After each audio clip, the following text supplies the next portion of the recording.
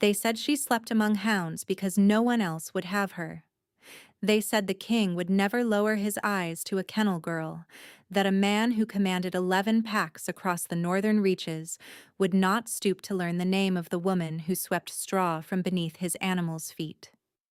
They said this loudly, and often, and in rooms where she could hear them, and she let them say it, because she had learned young that the words of people who believe themselves above you are worth less than the straw she swept. What they did not say, because they did not know it yet, was that on the longest night of the year 1243, the most powerful man in the kingdom would collapse in her kennel yard, and she would tend him through the dark with her bare hands, and the hounds would not let anyone near until she smiled. And by the time the sun rose, the world would be arranged differently than it had been the night before. They were not ready for that. She was not ready for it either. Readiness had nothing to do with what happened. If any of this moves you, leave a word below before we go further. These stories exist because you keep asking for them. The winter of 1243 arrived without ceremony, the way a debt arrives, already owed before you understand what you signed. The night of the still moon fell at the year's coldest point, when the sky cleared hard and the frost grew thick enough on the kennel yard stones to crack beneath a boot's edge, and no sensible person moved between buildings after dark unless the need was absolute. The castle of Thornwall sat on its ridge above the frozen gorge like a man hunching his shoulders against the wind, its gray towers absorbing the moonlight without returning any warmth. And inside its walls, the hierarchy of the court went about its nightly rituals with the self-importance of people who had never once questioned whether their importance was real. Marin Ashwell had not been part of those rituals for the 4 years since her father's death. Before that, she had been the kennel keeper's daughter, which was a station low enough to be invisible but high enough to mean she ate at a table and slept in a room with a door. After his death, she had become the kennel serf, which meant she ate when the hounds were fed and slept in the straw room beside the whelping pen, and the door she now had belonged to a space that smelled of wet fur and lanolin and the particular mineral sharpness of very old stone. She did not find this unbearable. Her father had taught her to find comfort in the hound's company before he taught her to find it in people's, and the people in Thornwall's court had spent 4 years reinforcing the wisdom of that lesson. The 11 animals in the castle pack knew her scent from puppyhood, and Breck, who led them, had been whelped in the room where she now slept, and he had never once looked at her with anything but the clear, uncomplicated trust that made dogs more reliable than most men she had encountered. Dova, the elder kennel woman who had taught her father the trade, and then taught it to Marin herself, occupied the small room adjacent to the straw room, and her presence there was as steady and weathered as the stones themselves. She was 63 years old and moved carefully, but her hands still knew a hound's anatomy the way a stonemason's hands know a wall, and every piece of knowledge Marin carried about plants and roots and the slow workings of the body had come from her. It was Dova who had first told her about Grey Hollow root, and it was that knowledge that would eventually change everything, though on the night of the still moon, Marin was not yet thinking about root poisons. She was thinking about the cold, and about Breck's strange agitation since midnight, and about the smell drifting from the kennel yard that did not belong to any animal she knew. Breck had woken her at the 3rd hour past midnight. He stood at the yard door with his whole body trembling, not with fear but with the particular taut attention that meant something alive was outside, something that needed either driving off or helping in, and he could not decide which without her guidance. She had pulled on her coat and her boots and taken the lantern from its hook beside the door, and she had gone out into the cold. She found him at the far end of the yard, near the low wall where the privet hedge had long since been killed by frost, half collapsed against the stone with his back to the wall, and his breath coming in uneven pulls that fogged and dissipated in the frozen air. He was a large man, broad through the shoulder, dressed in plain dark wool that told her nothing about his station, and his face was slack with the specific exhaustion of someone whose body had spent several days fighting something it could not name. His hands were bare against the flagstones. His pulse, when she pressed her fingers to the side of his throat without hesitation, was thin and fast. Breck sat down 6 inches from the man's knee and looked at Marin with an expression that communicated as plainly as language that he had already decided. She brought the lantern closer and looked at the man's face, and something in her chest registered a pull that she could not account for and did not pursue, because there was no time and no use for it. She noted the fine grain of his coat, and the quality of the leather at his wrists, and the particular way his jaw was set even in unconsciousness, the jaw of someone who had spent years refusing to show pain, and she filed this information under the category of person who would be difficult to manage, and she went to wake Dova. "Don't call the court physicians," Dova said, before Marin had finished her sentence. She was already sitting up, already reaching for her own coat. "If you call them at this hour, you call the whole castle with it, and there are people in this hall who'd use a sick man as a ladder before they'd stop to help him." She came outside and looked at him for a moment with her lantern held close, and then she said, more quietly, "We'll manage this ourselves tonight." They carried him between them into the straw room, which was warm from the bodies of the hounds, and they laid him on the pallet that Marin had been using as a bed, and covered him with the 2 heaviest blankets they owned, and they set to work.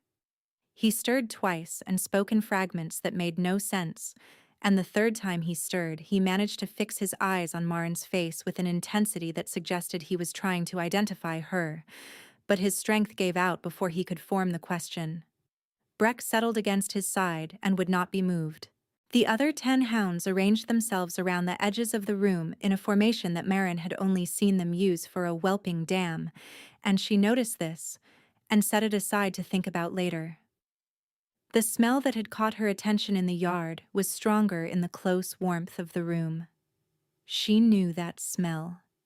She had encountered it twice before in her years with the pack. Once in a hound that a stable boy had dosed on a dare, and once in a clutch of whelps that had chewed through a sack of dried root in the provision store.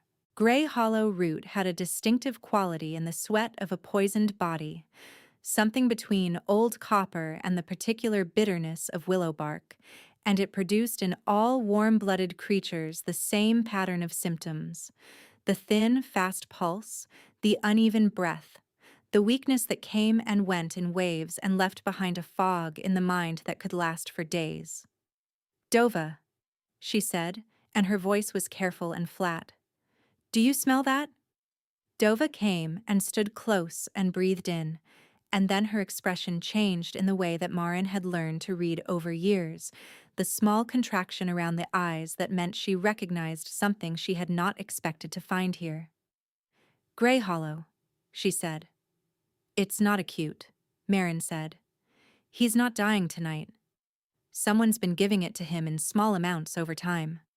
7 days, Dova said, meaning that was the duration of serious accumulation before the body's function began to fail critically. Maybe less, if the dosing was heavy. They looked at each other across the man on the pallet. "Then we have time," Marin said, "if we start tonight." She did not know, in that moment, that he was conscious. She did not know that his eyes were still closed, but his hearing had sharpened. The way hearing sharpens in a sick body when all other faculties have been stripped, and that he was absorbing every word of what she had just said. She did not know that what she was offering him in those 2 sentences was the only unbought thing anyone had placed in front of him in years, and that some part of him, underneath the fog of the poison and the exhaustion of too many seasons in a court that circled him the way wolves circle something they are not yet sure they can bring down, registered it the way a body registers warmth when it has been cold for a very long time. She spent the rest of the night working, She ground the counteracting compounds Dova had stored in the provisions cabinet, the combination of dried silverberry leaf and charcoal powder, and the resinous inner bark of the frost hazel that she had used twice before for poisoned hounds, and which Dova assured her worked on human physiology by the same mechanism. She pressed small doses of the mixture into water and made him drink, twice, and both times he swallowed without resistance, still feigning sleep or near enough to it that the distinction hardly mattered. She changed the compress on his forehead when it warmed. She kept the lantern burning at low heat, so the room stayed navigable in the dark. Breck did not move from his side. The light that came through the narrow kennel yard door when it came was the hard silver blue of deep winter, the color of a blade just before it catches fire, and it arrived slowly, by degrees, the way revelations sometimes arrive when the body already knows and is simply waiting for the mind to catch up. She was replacing the compress when the door from the outer yard opened, and Lord Casden Vrel came in with 3 court soldiers at his back, and his face arranged in the expression of a man who is prepared for this moment and does not expect to be inconvenienced by it. She had seen him before. Everyone had seen him, in the sense that one sees the dominant weather of a room. He was the king's high steward, which meant he stood closer to the actual mechanisms of power than almost anyone else in Thornwall. And he carried this proximity the way some men carry a weapon they never expect to need defending against, loosely and with contempt, for anyone who might reach for it. He was past 50, with the particular kind of physical authority that comes from never having been made to apologize, and his eyes moved across the room and landed on the man on the pallet and stayed there for one fraction of a second too long before they moved to Marin. "Step away from the king," he said. The words arranged themselves in her mind slowly, the way the light had arranged itself, by degrees, each one settling into its place behind the others until she understood the full shape of what had been in the room with her all night. The king. She looked at the man on the pallet, and the quality of his face, the jaw and the grain of the coat, and the particular way he had held himself even in sickness, reassembled into something that should have been obvious from the beginning, and had not been because she had been too occupied with keeping him alive to think about what he was. She did not step away. She was in the middle of replacing the compress, and stepping away would mean leaving the task unfinished, and she had not yet been given a reason that outweighed the task. "He needs another hour of warmth before he's moved," she said. "He can be moved safely then." Vrel's eyes went to the hounds. The 11 animals had not shifted. Breck was still against the king's side, and the others were still arranged around the room's perimeter, and none of them had greeted Vrel with the particular rolling ease they showed toward anyone who belonged here. Their attention was fixed, and still in the way that pack animals' attention becomes still when something enters a space that they have already decided they are holding. "Remove her," Vrel said to the soldiers. The soldiers moved forward. Breck rose from his place at the king's side in one smooth motion, and the sound that came from his chest was not a bark and not exactly a growl, but the specific low register that meant the calculation was finished and the outcome was not negotiable. 6 of the other hounds rose with him. The soldiers stopped. The moment held itself. She waited for someone to shout, or strike, or order something. Nobody did. The cold morning light moved across the flagstones, and Tobias on the pallet opened his eyes. He looked at the ceiling first, and then at Maren, and then at Vrel in the doorway, and the look he gave Vrel was not the look of a man confused by illness. It was the look of a man who had just been handed a piece of information he had not had before and was already deciding what to do with it. "Leave her," he said. His voice was not strong. It did not need to be.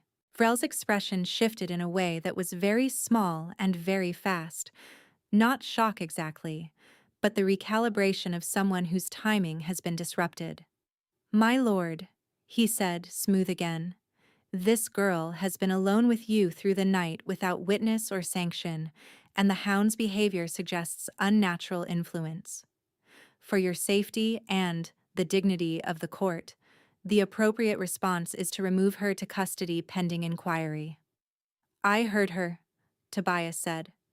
He was speaking to Vrel, but he was looking at Marin. She spoke plainly. Send for the council, not today, when I am able to stand. Vrel bowed and withdrew, and the way he withdrew told her everything she needed to know about what was coming next.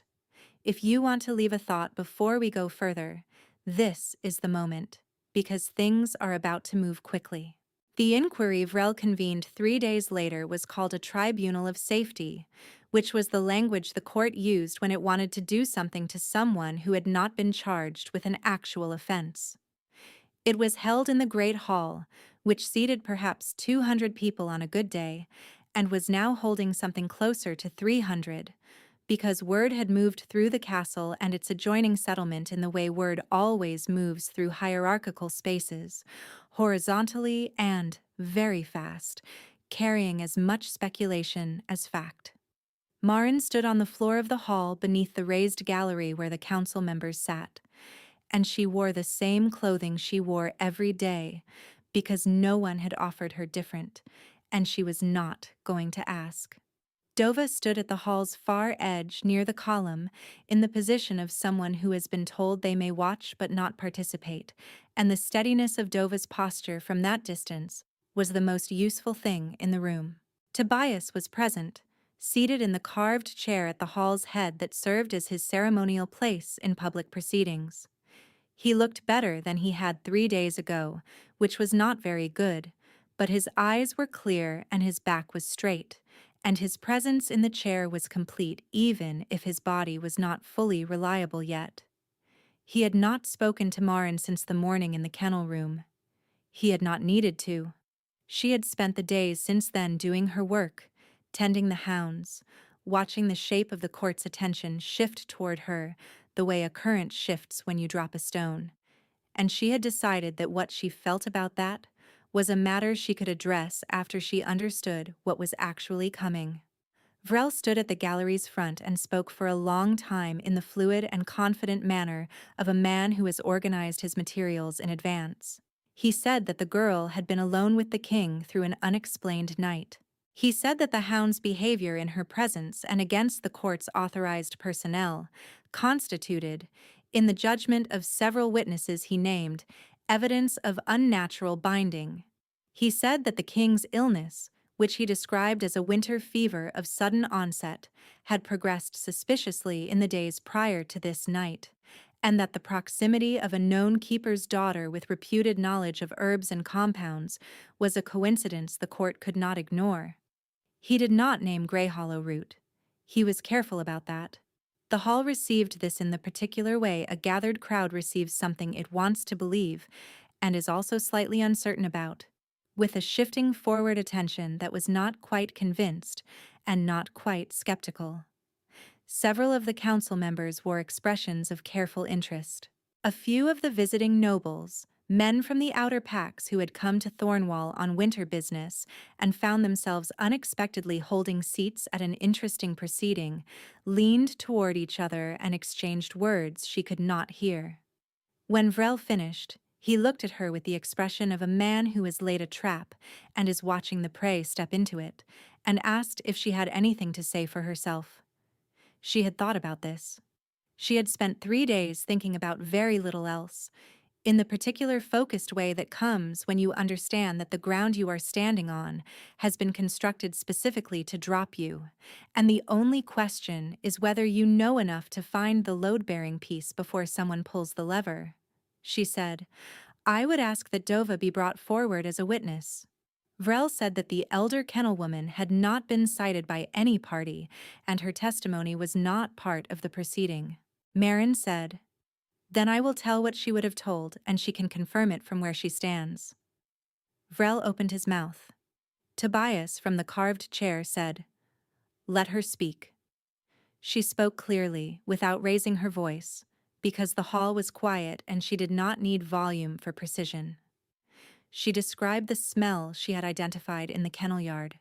She described the two previous instances in which she had encountered gray hollow root poisoning in hounds, and what it had looked like in those cases, and what it had looked like in the man she had tended on the night of the still moon.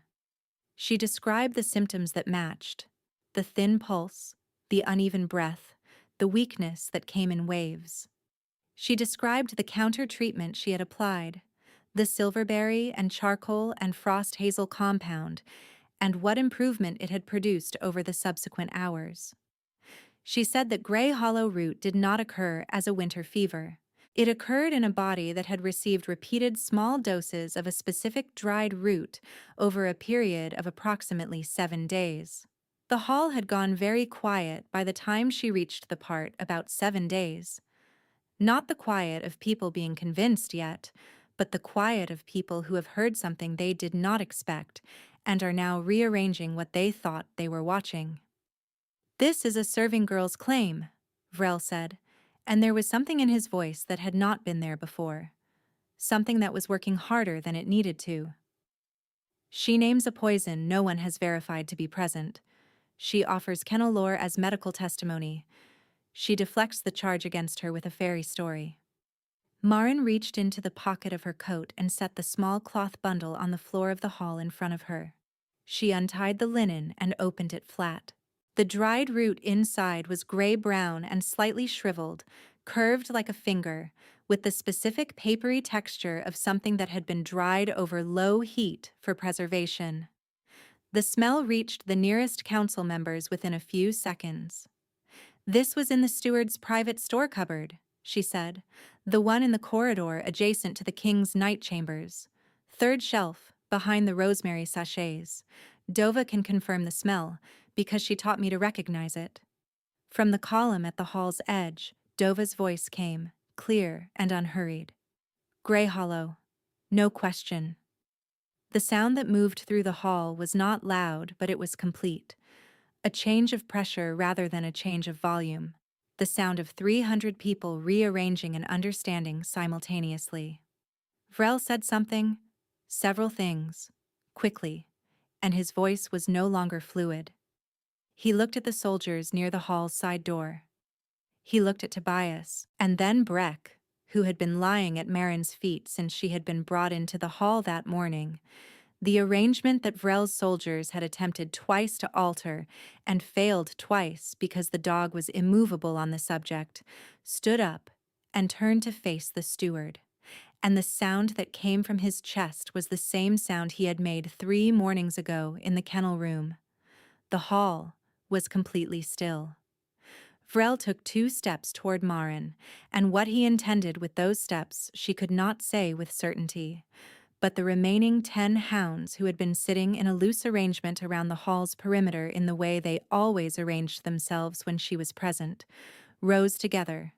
And the sound they made together was not a sound that anyone in the hall had heard before, a unified low register that came from the floor up, it seemed, a sound from the building itself. The soldiers did not move. The council members did not move. Vrel stopped. Into that stillness, Tobias rose from the carved chair. He should not have been standing. He knew this. It was visible in the way he held himself, one hand on the chair's carved arm for the first moment, until he was sure his legs would carry him, and then letting go, and crossing the floor between the chair and the place where she stood. And the sound of his boots on the flagstones was the only sound in the hall, because everything else had stopped. He came and stood before her, and she did not step back, because there was nowhere behind her to go, and also because she had no impulse to go anywhere. She looked up at his face, and what was in it was not the careful political composure she had seen him wear in the carved chair, nor the slack vulnerability of 3 nights ago in the straw room. It was something between those 2 things, a face that had given up maintaining the distance between them. "You named what no one else could name," he said. His voice was quiet. For her, not for the hall, but the hall heard every word because the hall was holding its breath. Not because someone told you to look, not because it served you, because you looked. She said nothing. There was nothing to say that would add to that. He turned to the hall, and his voice changed, settling into the register of a man who has been trained since adolescence for the exact weight a spoken word must carry in a stone room before witnesses.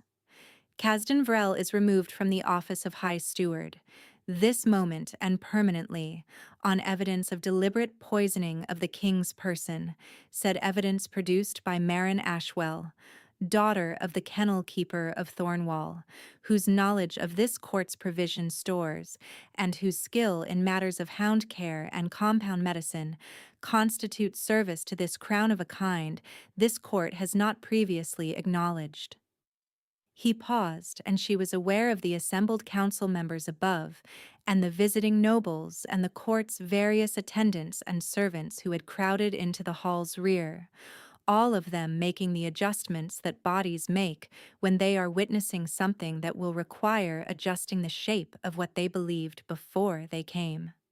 "I will say also," Tobias said, and there was something in his voice now that was not proclamation, something quieter and more specific, "that on the night of the still moon, when I was not able to name what was happening to me, she named it, and the hounds knew her worth before I did." Two of the council members rose and withdrew. Vrel was taken by the remaining soldiers without resistance, the particular weightless compliance of a man whose leverage has left the room and left his knees with it. He was dragged not in a theatrical sense, but in the practical one, his feet losing their purchase on the stones, the cloth bundle still lying open on the hall floor where she had set it. The nearest council member, a man called Aldrich, whose presence at most proceedings had been marked by a careful neutrality she had always read as a survival strategy, went down on one knee on the flagstones. The visiting nobles, after a moment, followed, one by one, the dull sound of knees on stone, a kind of irregular percussion that filled the hall from one side and then the other. Tobias had not moved from where he stood before her. He looked at her face, and there was in his expression the recognition of someone who has spent years surrounded by people whose goodwill was contingent on what he could offer them, and has now encountered a single inconvenient exception, and does not know what to do with it yet, but knows it is different from everything else.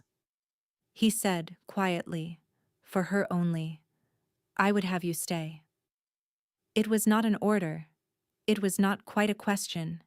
It was the most honest thing she had heard spoken in the hall, and she understood that it cost him, that a man who had learned to speak in proclamations was now speaking without the armor of office. She said, "I will stay." The hall, kneeling, heard neither of them. That, too, was as it should be. The days after the tribunal moved the way days move after a thing that was a long time coming has finally arrived, with a slowness that felt like breath returning to a body that had been holding it for too long. Vrel was held in the castle's lower cells pending the council's formal proceeding against him, which would take longer than Marin cared about. What mattered was that he was there, and the nightly wine was now tested by a physician Tobias had appointed from outside the castle's existing arrangements. The council's acknowledgement of her standing came through two channels simultaneously, which was how acknowledgement moved in places that ran on precedent rather than principle. The formal one was the record kept by the castle's registrar, in which Maren's service was documented as kennel keeper and medical attendant to the crown, with the elder Dova cited as her training source. This was not a small thing. It was a category of record that had a history, and the history meant something in the way that stones mean something in a wall, each one carrying the ones above it. The other channel was the way the hall moved when she was in it. Not a sudden deference, nothing so theatrical as that, but the gradual adjustment of the court's body language that indicates a hierarchy has shifted and everyone is navigating the new geography.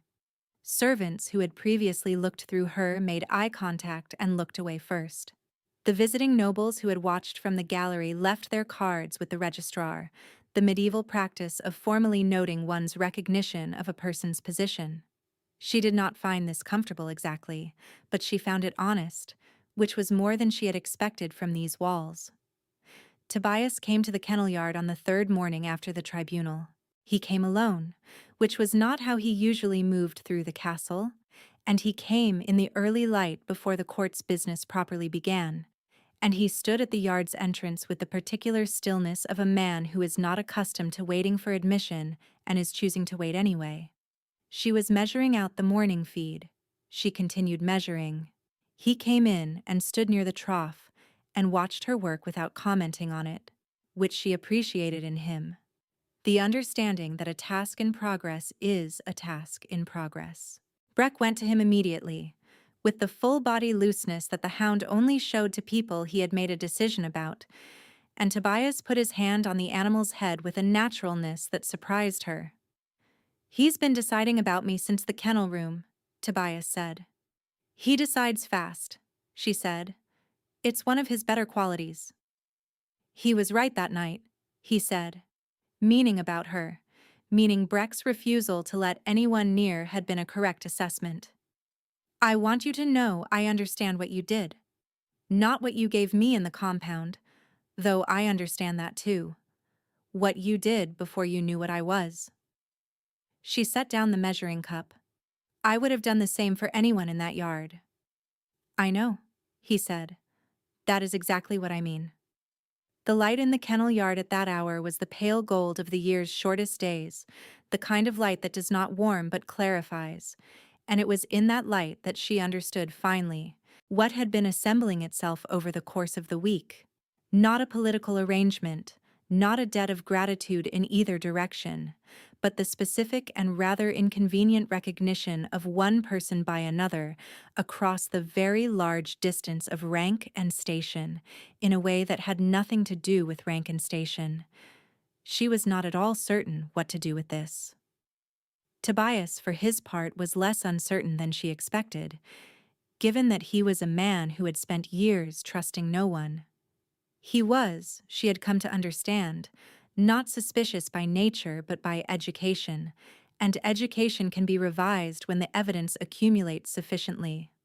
She had given him 7 days' worth of evidence in a week, and he was working with what he had. He stayed in the yard for a long time, sitting on the stone ledge beside the water trough with Breck against his knee, and she finished the morning feeding and let the hounds out to the lower run, and came back and sat on the other end of the ledge, and they talked without the weight of the hall on either of them.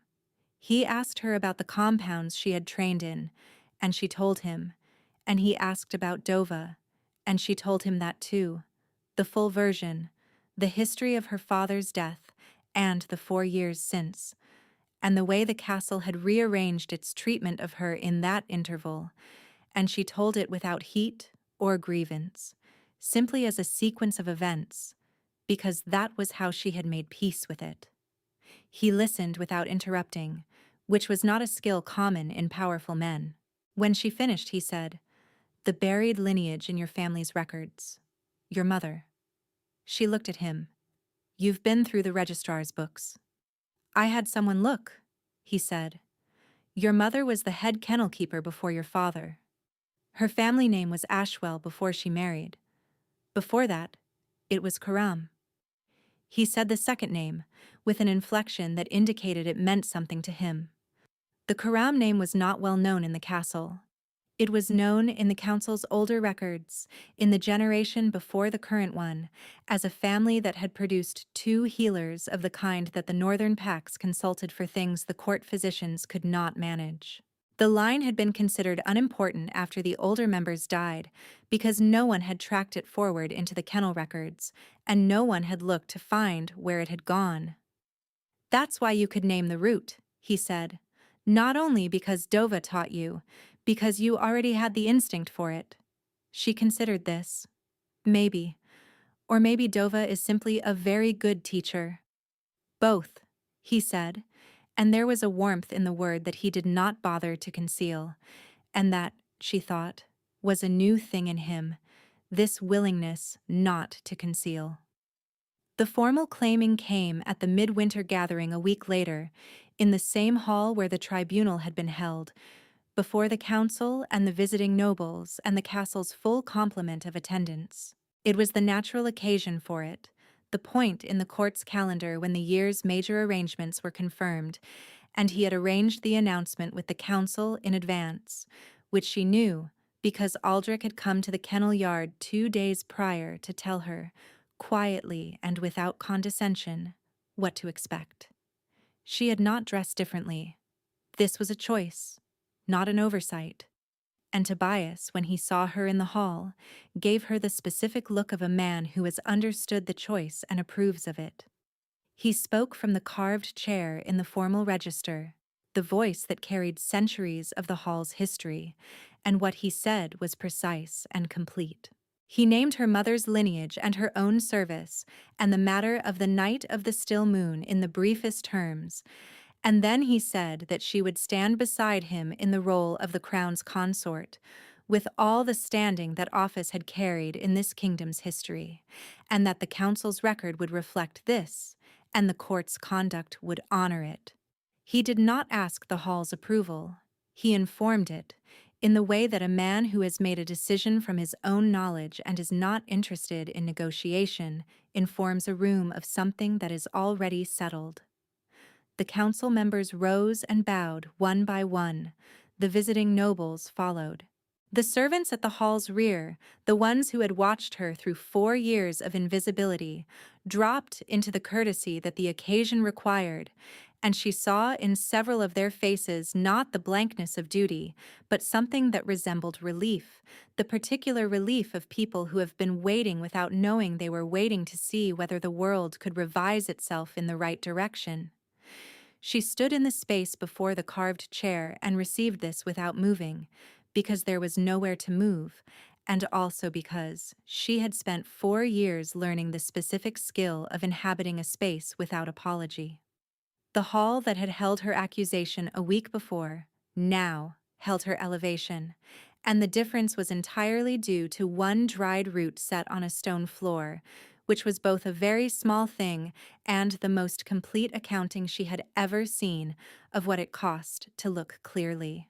Tobias rose from the chair and came down the 2 steps to the floor and stood beside her, and what was in his face was not triumph, because he was not a man who required triumph, but the particular settled quality of someone who has arrived at a decision he is confident in. The hall remained bowed. Breck, from his position at her feet, looked at the assembled court with the calm and comprehensive attention of an animal that has already done its work. In the weeks that followed, the castle adjusted to its new arrangement the way old stone adjusts to a change in weight. Slowly, structurally, and permanently. Vrel's formal hearing before the full council lasted 3 days and ended as all hearings end when the evidence is physical and the witness is unimpeachable. The verdict stripped him of his title, his place in the castle, and his access to the court's records. And the sentence was the kind that does not admit of revision. The council entered it in the registry with the finality of a door being closed and locked from the outside. Dova was given back the room she had occupied before Marin's father died, the larger one with the south-facing window where the winter light came through for 3 hours in the afternoon. She was given also the formal title of kennel keeper, which had been unoccupied since Marin's father's death, because the steward had preferred not to formalize what a serf could do for free. She received this with the equanimity of someone who has been right about most things for 63 years and has simply been waiting for the world to catch up. She told Marin this on a morning not long after, standing in the kennel yard with her hands around a cup of hot tisane, watching the 11 hounds move through their morning routine in the pale light. "Your mother would have named the route," she said. "Same as you. She had it from her own mother. The knowing comes through the hands mostly. Through the work." Marin considered this. The work had not felt like inheritance when she was doing it. It had felt like the only reasonable response to what was in front of her. "Same thing," Dova said, having read her expression and turned back to the hounds. The great hall on the day of the formal ceremony was lit with 40 braziers and held everyone of account in the kingdom's winter court, and Marin stood at its head in the place that the occasion required, and the assembly bowed as she entered, the kind of bow that comes from protocol first and from something more genuine, a fraction of a second behind, And she let it happen and did not perform anything in response to it, because that was what she was, a person who did not perform what she lacked. Tobias stood at the hall's head and watched her cross the floor toward him, and what was in his face she had learned by now to read clearly, the look of someone for whom the room has arranged itself correctly for the first time in a long time. She came and stood beside him on the dais, and the court below was still, and the braziers burned, and the winter outside the high windows was the deep cold of the year's furthest point, and none of it was pressing on her any more in the way it had pressed for 4 years. The ceremony was not long.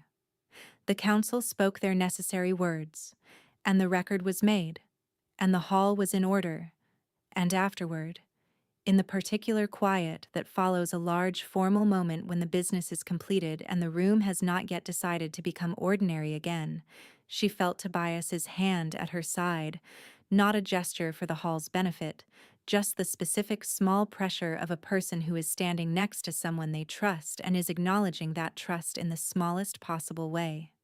She did not move away. Breck, settled at her feet in the warmth of the 40 braziers, put his head on his paws and closed his eyes with the comprehensive contentment of an animal whose assessment has been vindicated. Dova, standing in the hall's far corner at the edge of the light, did not bow with the others. She simply watched, with the expression of someone who had seen this conclusion approaching from a long way off and had found, upon its arrival, that it was exactly the right shape. The last thing Marin felt in the warmth of that hall, with the weight of the court around her and the old hound at her feet and Tobias's hand steady at her side, was the specific sensation of a door she had not known was closed, opening quietly behind her, letting in air that was neither cold nor foreign, but simply, at last, her own.